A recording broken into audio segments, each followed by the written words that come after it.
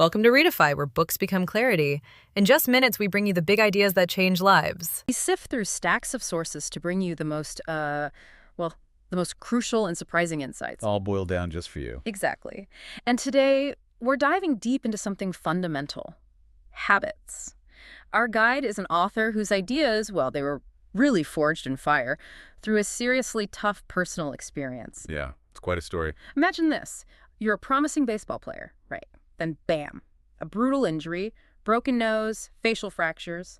He had double vision for weeks. And seizures, too, apparently. Couldn't drive for 8 months. 8 months. He said he looked like he'd lost a boxing match, struggled with even basic movements in therapy. It was a long, hard road back. Filled with moments of, feeling really down, overwhelmed, you can imagine. Totally. But out of that struggle came this huge realization. Right.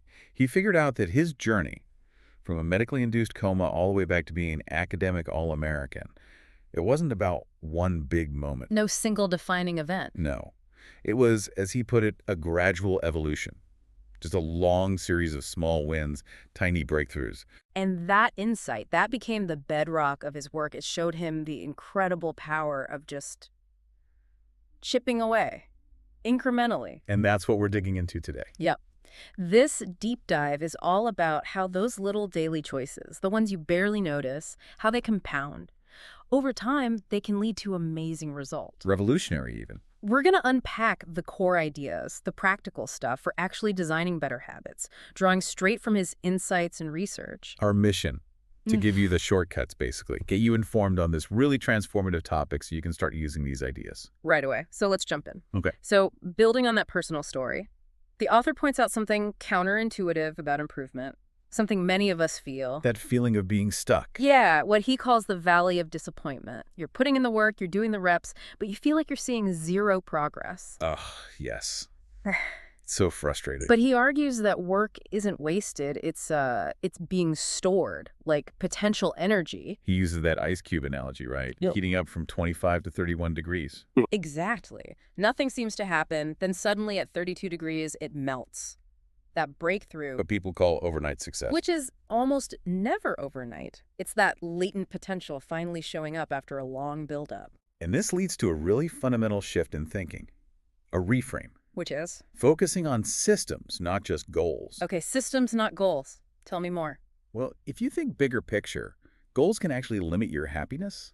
It becomes this either-or thing. Either I hit the goal and I'm happy, or I don't and I'm a failure. I see that. Sets you up for disappointment. Right. The real issue isn't usually the result you want. It's the underlying system that produces those results. Ah, so the process. Precisely. His big insight is, fix the inputs and the outputs will fix themselves. It makes you stop and think, doesn't it? What are your daily choices actually compounding into? That is powerful. Systems over goals. It seems simple, but it's a big shift for many of us, I think. We're so goal-driven. And what this means for you, listening right now, is pretty profound. Your behaviors. They're usually a mirror reflecting your identity. It's not just about the action, like voting. No, it's about being a voter. When what you do aligns with who you believe you are. Well, you're not just trying to change. You're just acting like the person you already see yourself as. Exactly. He calls this identity change the North Star, the ultimate guide for habit change. So, if we want to make these changes stick, we need to understand the mechanics first. How habits actually form in the brain. Right, the nuts and bolts. The author simplifies it down to 4 steps. Cue, craving, response, reward. Always in that order. Every single habit follows this loop. Okay, let's break that down. It seems crucial. Absolutely. First, the cue. That's the trigger. Just a little piece of info that signals a possible reward is nearby. Like our ancestors seeing tracks for food. Exactly. Or today, maybe it's a notification on your phone signaling social connection, or just seeing your running shoes by the door. Got it. Then comes The craving. This is the motivational engine, the desire for the reward. Yeah. And here's something fascinating. Yeah. Dopamine. We often think of it as the pleasure chemical, right? But it's released more during the craving, driving you to act, not just when you get the reward. It's about anticipation. Huh. Interesting. So craving drives action. Which is the response, the actual habit or behavior you perform. Yeah. You see the cue, feel the craving, so you do the thing. And finally, The reward. This satisfies the craving and This is key. It closes the feedback loop. It teaches your brain, hey, that sequence, that was good. Remember it. Repeat it. And if one step is weak or missing, The whole thing falls apart. Yeah. The behavior won't solidify into an automatic habit. Yeah. Cue, craving, response, reward. All essential. Okay. And here's where it gets kind of sneaky, right? Over time, those cues... They become essentially invisible, as he says, like the TV remote always on the couch or reaching for your phone without thinking. They just blend into the background. Which really underscores why the starting point for any change has to be awareness. Exactly. It reminds me of that Carl Jung quote. Oh, yeah. Until you make the unconscious conscious, it will direct your life, and you will call it fate. Wow. That hits home. Makes you think about your own day, doesn't it? Where are those invisible cues pulling your strings? Definitely something to reflect on. Okay, so we understand the loop. Now, let's get practical. The author lays out these 4 laws of behavior change, really actionable stuff. Yeah, this is where the rubber meets the road. Law number 1, make it obvious. Makes sense. Start with awareness. Exactly. You need to actually see your habits first. He suggests this simple exercise, the habits scorecard.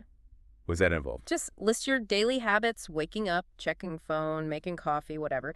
Then rate each one. Positive, negative, or neutral. Bringing them into the light. Precisely. You do. He compares it to that pointing and calling system Japanese train conductors use. They point at signals and call out the status. Why do they do that? It reduces errors drastically by making unconscious actions conscious and deliberate. Same principle for our habits. Okay, so once you're aware, what then? How do you use that? That's where you start designing. You use strategies like implementation intentions. Yes, you do. Being super specific about when and where you'll do a habit, not just, I'll read more, but I will read for 1 page at 7 p.m. in my living room. Crystal clear. Takes the guesswork out. Right. Or you use habit stacking. Yes. Linking a new habit to an existing one. Yeah, like after I pour my morning coffee existing habit, I will meditate for 1 minute new habit. You piggyback on something you already do automatically. That really lowers the friction, doesn't it? And this brings up a huge point the author makes. Which is, How much your environment shapes your behavior. He says, behavior is a function of the person in their environment. P times E. so context is key. Hugely. He shares his own story. He used to work on his couch, got distracted easily. Then he created a dedicated office space. And applied the mantra, 1 space, 1 use. Exactly. That separation made switching between work mode and relax mode much easier. Environment design is powerful. It really is. Okay, so we've made habits obvious. Law number 2, Make it attractive. attractive. How so? Well, humans are social animals, right? We want to fit in. The author stresses that behaviors are attractive when they help us fit in. Ah, the power of the tribe. Definitely. We tend to copy the habits of 3 groups. The close, family, friends. The many, the culture, the majority. And the powerful, those with status. Can you give an example? That Polgar family chess experiment is a great one. The parents decided to raise their daughters to be chess grandmasters. They did. Yes, they made intense chess study totally normal, even desirable, within their home environment. The social norm shaped the behavior. Fascinating. So surrounding yourself with people who have the habits you want helps. Immensely. But here's another cool part. You can also reframe your mindset to make things attractive. Reframe, like trick yourself. Sort of. Think about Alan Carr's method for quitting smoking. He doesn't just focus on the negatives. He systematically reframes the cues to help smokers see they don't actually enjoy or need cigarettes. Changes the desire itself. Right, or think about pre-presentation jitters. Instead of thinking, I am nervous, you can reframe it as, I am excited. My body is giving me adrenaline to help me focus. Oh, I like that. Turning anxiety into excitement. That's really practical. It's a mental shift that changes the feeling, making the associated action like public speaking feel more attractive, or at least less daunting. Okay, obvious, attractive. What's law 3? Make it easy. This sounds good. Less effort is always appealing. Haha, exactly. But it's deeper than just being lazy. The author makes this critical distinction between motion and action. Motion versus action. Yeah. Motion's planning, strategizing, learning. It feels productive. But it doesn't actually get results. Action is the behavior that delivers an outcome. And we often get stuck in motion. All the time. Yeah. Because motion feels safe. It feels like progress without the risk of failure that comes with actual action. Guilty as charged. So how do we move to action? You have to reduce the friction.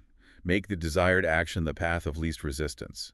Like those Japanese electronics factories in the 70s. Perfect example. They pioneered lean production, redesigned entire workspaces to eliminate wasted steps, wasted motion, made everything flow easier. Result, huge efficiency gains. And modern companies do this too. Constantly. Meal kits, one-click ordering, voice assistants. They succeed by making things incredibly easy for the user. Less friction equals more action. So how do we apply that? One way is priming the environment, preparing your space for the future action you want to take. Like laying out your workout clothes the night before. Exactly. Yeah. Or the author mentions Oswald Knuckles, who resets the room after watching TV, puts the remote away, fluffs pillows, makes the space ready for its next purpose. Or wiping the toilet down while the shower heats up, small actions that reduce future effort. I like that. Little setup actions. They pave the way. And this idea of making it easy leads to what he calls decisive moments. Yeah, those small choices like forks in the road that dictate how the next chunk of time unfolds. Do I scroll social media or open my book? Do I grab chips or an apple? Those little hinges swing big doors for the rest of the day. Absolutely. And the ultimate tool for making habits easy. Let me guess. The 2-minute rule. You got it. It's so simple, but so effective. What's the rule again? When you start a new habit, it should take less than 2 minutes to do. Less than 2 minutes. That's tiny. That's the point. Read before bed each night becomes read 1 page. Do 30 minutes of yoga becomes take out my yoga mat. So you're just making the start incredibly easy. Exactly. The goal isn't to master the habit in 2 minutes. It's to master the art of showing up. Makes starting so easy you can't say no. Creates a gateway habit. Precisely. Once you've read 1 page, you might read more. Once the yoga mat is out, you might actually do a few poses. It lowers the activation energy. I've actually used that. Just deciding to put on my running shoes, that's the 2-minute action. Once they're on, I almost always go for the run. See, it works. Okay, on to the final law. Law 4. Make it satisfying. And this one can be tricky. Why is that? Because our brains evolved for what the author calls immediate return environments. Our ancestors got instant feedback. Find berries, eat now, see lion, run now. Okay, immediate cause and effect. Right. But we live in a delayed return environment. The rewards for good habits, saving money, exercising, learning a skill are often way off in the future. While the rewards for bad habits are often right now. Exactly. Smoking gives immediate stress relief, even though it causes cancer later. Eating junk food is instantly pleasurable, despite long-term health costs. Our brains are wired for the immediate hit. So there's a mismatch between our wiring and our modern world. A huge mismatch. It makes sticking to good habits hard because the reward is delayed, and breaking bad habits hard because the consequence is delayed. So how do we bridge that gap? How do we make good habits satisfying now? The solution, he says, is to add a little bit of immediate pleasure to the habits that pay off in the long run, and a little bit of immediate pain to ones that don't. Give me an example of adding pleasure. He tells the story of a couple saving for a trip to Europe. Every time they skipped eating out, they transferred $50 to a special trip fund and maybe looked at pictures of Italy. So they made the act of saving immediately rewarding, visible progress. Exactly. Habit tracking can do this too. Just seeing that chain of X's on your calendar, marking off days you worked out or meditated, that visual proof of progress feels good now. Yeah, that don't break the chain idea is motivating. And for bad habits, adding immediate pain. That's where things like an accountability partner come in. Knowing someone else is checking up on you adds social pressure. Or a habit contract. Right. Making a bet with a friend or agreeing to a penalty if you fail. Like maybe you have to donate to a cause you dislike or wear your rival team's jersey if you skip a workout. Ouch! That would work on me. It makes the consequence immediate and undesirable. It leverages that immediate return wiring. It makes the cost of inaction felt now. Okay, so obvious, attractive, easy, satisfying. Those are the 4 laws. But what about mastering things, sustaining it long term? Good question. Once you're building habits, how do you keep going and really excel? The author talks about a couple of key things here. First, aligning with your nature. You mean like genetics? Sort of. He argues your genes don't lock you into a destiny, but they do influence your areas of opportunity, where you might have a natural advantage. So play to your strengths. Essentially, yes. If you want to be truly great at something, picking a field where your innate talents give you a leg up makes a huge difference. Habits are just easier to build and stick with when they align with things you're naturally inclined towards. That makes sense. Don't fight yourself unnecessarily. Right. Find the game where the odds are in your favor. Then, once you're in that game, How do you stay motivated? Yeah, how do you? He brings up the Goldilocks rule. Goldilocks, like the porridge. Exactly. Mm. Humans feel peak motivation when working on tasks that are just right. Not too hard, not too easy. Specifically, tasks that are roughly 4% beyond their current ability. 4%, that's specific. It's a guideline, but the idea is that's the sweet spot. Challenging enough to be engaging, but not so hard. It's discouraging. It's where you often find that flow state. Getting lost in the task. Right, but maintaining that edge, staying in that zone, it leads to a really surprising insight from an elite weightlifting coach. Oh, yeah. What's that? He said the biggest threat to long-term success isn't failure, it's boredom. Boredom. Really? Not burnout. Boredom. He said the difference between the best athletes and everyone else isn't who loves the training more, but who can handle the boredom of training every day, doing the same lifts over and over and over. Wow. So the top performers, they get bored too. Absolutely. They feel the same lack of motivation sometimes, the same resistance. The difference is they find a way to show up anyway. That's a huge realization for me. I always thought elite performers were just wired differently, always motivated. Apparently not always. Yeah. Professionals stick to the schedule, amateurs let life get in the way. It's about embracing the process, even when it's tedious. Falling in love with boredom, almost. In a way, yes. Falling in love with the practice. Okay. That's a major takeaway. And one final point on mastery. While automatic habits are crucial for efficiency, elite performance requires more. You can't just repeat things mindlessly forever. To keep refining. Exactly. Continuous improvement, reflection, tweaking the system, and maybe thinking about satisfaction itself. He offers this equation. Satisfaction, liking wanting. Liking minus wanting. What does that mean? If your desires, your wants, constantly grow faster than what you have and enjoy, your likes, you'll always feel unsatisfied, always chasing the next thing. So happiness isn't necessarily about getting more, but maybe wanting less or appreciating what you have more. It challenges that idea of happiness as a destination to be pursued. Maybe, he suggests, it just ensues from living in alignment with your values through consistent action. Your actions ultimately show what you truly value. Food for thought. Okay, as we wrap up this deep dive, it feels really clear. Your life isn't just stuff happening to you. No, it's a story you're writing. One habit, one small choice at a time. And these principles we've talked about, they give you the tools to consciously shape that story. We really hope exploring this has given you some concrete ways to think about reshaping your own days, making those good habits obvious, attractive, easy, satisfying. And making the bad ones?